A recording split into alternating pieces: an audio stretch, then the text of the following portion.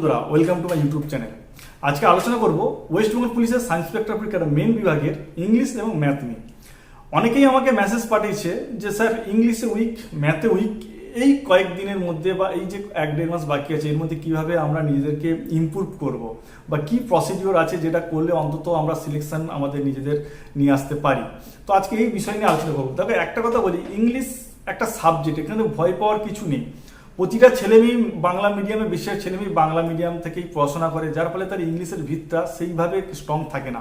আমাদের সেই ক্লাস 9-10 বা 11-12 ওই টাইমে একটু ইংলিশের ভিতটা স্ট্রং হয়, তারপর যে চর্চা করে তার হয়।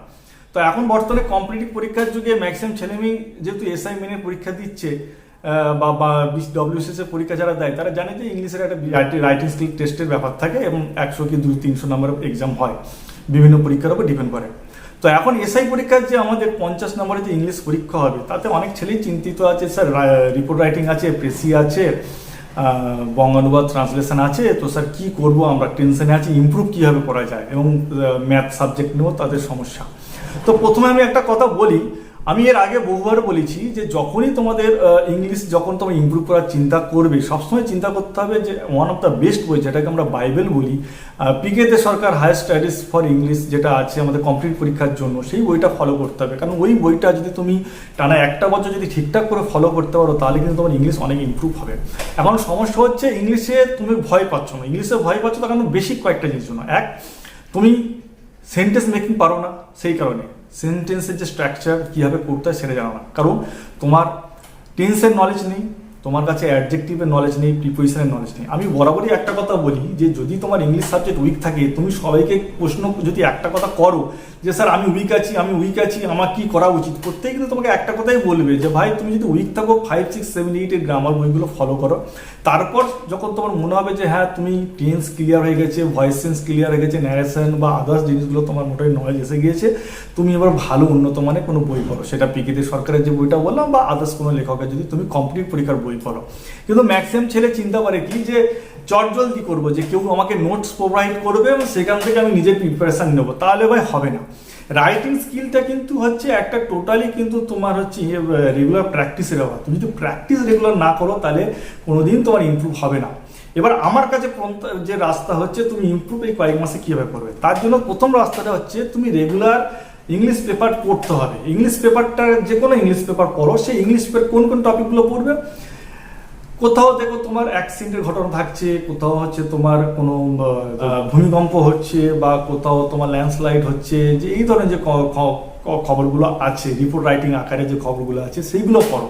কারণ পরীক্ষায় তোমার এই রিলেটেড রিপোর্ট রাইটিং আসবে, কিংবা তোমার যদি কোথাও ফায়ার ব্রেকআউট হয়, কিংবা কোথাও ট্রেন মিসঅ্যাপ হয়, এই রিলেটেড যে ঘটনাগুলো আছে, বা রবীন্দ্র জয়ন্তী, নজরুল জয়ন্তী, বা কোথাও কোনো নামধন্য কোনো ব্যক্তিদের নিয়ে কোনো যদি অনুষ্ঠান হয়, সেই জিনিসগুলো তোমরা পড়ো। এটা কী হবে, তাতে তোমার একটা নলেজ গেইন হবে। এবার প্রসিডিওর হচ্ছে এই যে রিপোর্ট রাইটিং বা এই যে জিনিসগুলো তুমি পেপারে পড়বে, তুমি একটা খাতা করো। যে লাইনটার মিনিং তুমি বুঝতে পারছো না, যে লাইনের অর্থ বা যে শব্দের অর্থ বুঝতে পারছো না, সেই সেন্টেন্সটা পুরোটা লেখো, দিয়ে সেটা ট্রান্সলেট করো, দিয়ে সেই সেন্টেন্সের অ্যান্টোনিমস মানে বিপরীত শব্দ এবং সমার্থক শব্দটা লেখো। এইভাবে যদি তুমি রেগুলার যদি তুমি প্র্যাকটিস করো তাহলে কি হবে, তোমার কিন্তু অনেকটা ভোকাবুলারি স্টক হবে এবং লেখার কোয়ালিটিও তোমার আসবে।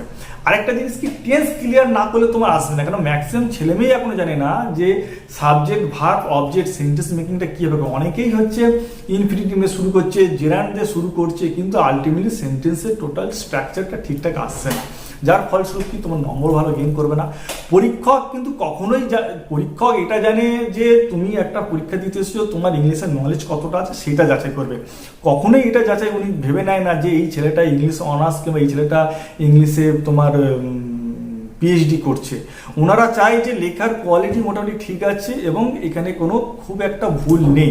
তুমি যত ভালোই লেখো না কেন, তোমার ওখানে ওরা কিন্তু ওটাই ফলো করে যে কোথায় দা বসেছে কিনা, কোথায় টু বসেছে, এই জিনিসগুলো হচ্ছে সেন্টেন্স স্ট্রাকচার, এস বা ইএস যোগ হয়েছে কিনা, ঠিক আছে, টোটাল সেন্টেন্স মেকিং ঠিক আছে না, এইগুলো দেখে।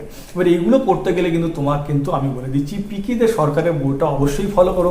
পিকে দে সরকারের বইয়ে দেখো অনেক কিছুই পাবে, তার সাথে রিপোর্ট রাইটিংগুলো ফলো করো, কিংবা ওরিয়েন্টাল পাবলিকেশনের যে মিসলিনিয়াসের মিনে বই আছে সেখানে দেখো অনেক রিপোর্ট রাইটিংয়ের, সেগুলো ফলো করো, থরলি মুখস্থ করো, প্র্যাকটিস করো, মুখস্থ প্র্যাকটিস করো। কিংবা আমার যে ফেসবুক পেজ আছে ওয়েস্ট বেঙ্গল পুলিশ জব, সেই পেজে গেলে তুমি লাস্ট 6 মাসের অনেক হোম টাস্ক পাবে, সেইগুলো তুমি ফলো করো, রিপোর্ট রাইটিং রিলেটেড, এবং প্রতিবেদন বাংলারও সব কিছু পাবে। এই হচ্ছে তোমার পন্থা, এই কয়েক মাসের কাজ এইভাবে করতে হবে। কিংবা তুমি 9-10-এর ট্রান্সলেশনগুলো প্র্যাকটিস করো, সেই ট্রান্সলেশন থেকেও তোমার কিন্তু অনেক ইম্প্রুভ হবে। ঠিক আছে, এইটা ভাই মাথায় রাখতে হবে। এছাড়া কিন্তু আর কোনো রাস্তা নেই, এই প্রসিডিওরটা তোমাকে মেনটেন করতে হবে। এবার কথায় আসি ম্যাথে কীভাবে ইমপ্রুভ করবো। দেখো ম্যাথে ইমপ্রুভ করার মেন পন্থা হচ্ছে প্র্যাকটিস, সেম জিনিস। এবার তুমি যদি বলো যে স্যার আমি ডেসক্রিপটিভ পারি না, কারণ আমি স্যার হচ্ছে শর্টকাটে করে করে অভ্যস্ত, সেটা ভাই বললে হবে না। তুমি একটা কাজ করো, 9-10-এর বই নাও, একদম যে কোনো চ্যাপ্টারের ধরো মনে হচ্ছে তোমার 10-এর অঙ্কের প্রথম 2-3টে অঙ্ক ডেসক্রিপটিভ প্র্যাকটিস করো।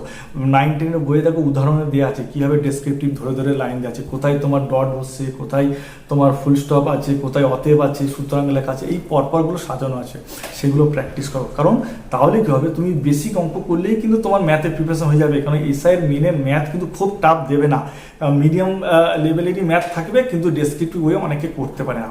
এইটা তুমি প্র্যাকটিস করতে পারো। তুমি যদি 7, 8, 9, 10 এই 4টে বইয়ের তুমি প্রত্যেকটা চ্যাপ্টারে 10টা করে অঙ্ক যদি তুমি কমপ্লিট করো, আমি গ্যারান্টিতে বলতে তুমি কিন্তু পরীক্ষার কোশ্চেন কমন পাবে। এই যে কটা দিন আছে সেই কটা দিন অন্য কোনো দিকে না তাকিয়ে তুমি এইভাবে প্র্যাকটিস করে দাও, তাহলে ইমপ্রুভ হবে। তুমি কোনো শর্টকাট প্রসেসে যাওয়ার দরকার নেই। যদি তোমার ম্যাথের অসুবিধা হয়, তুমি 9-10-এর বই যারা আছে, অনেক টিচার আছে, তাদের কাছ থেকে কালেক্ট করো। দরকার বলে তুমি তো 9-10-এর বইয়ের হচ্ছে তুমি উত্তরপত্র যেটা আছে বাজারে বিক্রয়, সেটাও কিনে নাও, সেই অঙ্কের দেখে নাও কী প্রসেসে করা আছে। ঠিক আছে, যদি তোমার কোনো গাইডেন্স না থাকে সেইভাবে তুমি করতে পারো। ঠিক আছে, বা ওই ওরিয়েন্টালের যে বইটা বলো ওটা ফলো করতে পারো। এছাড়া কিন্তু অন্য কোনো পন্থা নেই। অনেক ছেলেমেয়েই তোমরা খালি বলো স্যার আমরা ম্যাথ ইংলিশ উইক, ভাই উইক তুমি মন থেকে উইক। তুমি সেটা যতক্ষণ না চেষ্টা করবে তোমার আসবে কি করে। তুমি যদি চেষ্টাটাই না করো তাহলে তোমার তো হবে না, তোমাকে তো চেষ্টাটা করতে হবে। এই চেষ্টা করতে গেলে তোমাকে ভাই পরিশ্রম করতে হবে। আর পরিশ্রম করার জন্য তোমার কাজ হচ্ছে প্রত্যেক দিন 1 ঘন্টা কি 2 ঘন্টা করে এই দুটো সাবজেক্টে যেতে হবে। কারণ সুযোগ যখন তোমার কাছে এসেছে, তুমি যখন টাইম পেয়ে গিয়েছো, তাহলে তুমি থরলি প্র্যাকটিসটা করে যাও। প্র্যাকটিস মেক্স ম্যান পারফেক্ট, এটা মনে রাখতে হবে। প্র্যাকটিস যদি ধরে রাখতে পারো তাহলে তোমার চলবে। অনেক ছেলেমেয়ে, সাধারণ ছেলেমেয়ে আছে যারা কিন্তু বেঙ্গলি মিডিয়াম স্টুডেন্ট হয়েও ইংলিশে কিন্তু তাদের কি দক্ষতাটা তারা ঠিক জায়গায় এনেছে। কি করে? তারা পরিশ্রমটা করেছে, কারণ তারা ডে বাই ডে কিন্তু সেই প্র্যাকটিসটা করে গেছে। তুমি সেই প্র্যাকটিসটাই করছো না, তুমি আগে থেকে মন থেকে ধরে রেখেছো যে আমি পারছি না, আমি স্যারকে বলবো, স্যার আমাকে হচ্ছে চামচে করে ইংলিশটা খাইয়ে দেবে। না ভাই, এটা কেউ পারে না। ইংলিশ এমন একটা জিনিস, ইংলিশ সব থেকে ইজি সাবজেক্ট আমার ক্ষেত্রে এখন মনে হয়। তার কারণ আগে আমি একটা টাইম ছিলাম, আজ থেকে 8-9 বছর আগে ইংলিশটা কিছু লিখতে পারতাম না, বাট এখন ক্ষমতা আছে ইংলিশ নিয়ে কিছু লেখা। তার কারণ আমি প্র্যাকটিস করেছি। আমার সেই জায়গাটা আমার কাছে সবথেকে বড় কথা যে টেন্স জিনিসটা ক্লিয়ার আছে, ভয়েস চেঞ্জ জিনিসটা ক্লিয়ার আছে। আমি এটা কখনোই বলবো না ইংলিশ আমি সব জেনে গেছি, বাট যেটুকু জানি সেটুকুতে আমার চলার মতো অবস্থা আছে, সেটুকুতে পেরেছি বলেই কিন্তু কাঁধে আজকে তারাটা এসেছে। পরীক্ষার হলে কিন্তু তুমি কখনোই ভাস্ট কিছু লিখতে যাবে না, তুমি টু দ্য পয়েন্ট অ্যান্সার করবে। ইংলিশে রিপোর্ট রাইটিং অল্পই লেখো, কিন্তু ভুলটা যেন না হয়, এইভাবেই কিন্তু তোমার হবে।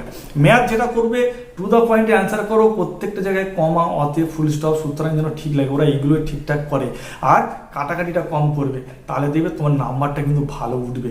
আদারওয়াইজ কিন্তু তুমি যদি এখনোই ভাবো যে আমি পারবো না, আমার দ্বারা হবে না, তাহলে ভাই কিন্তু তুমি অনেক পিছিয়ে পড়বে। আর পিছিয়ে পড়লে ভাই তোমাকে তুলে দেওয়ার মতো কেউ নেই। এই সময় কম্পিটিশন প্রচুর টাফ হচ্ছে, সেজন্য আমি বলবো ভাই নিজেদের প্রস্তুতি সেইভাবে নাও। All the best, good luck. আর অবশ্যই তো আশা করছি তোমাদের পরিশ্রম ভালো হবে।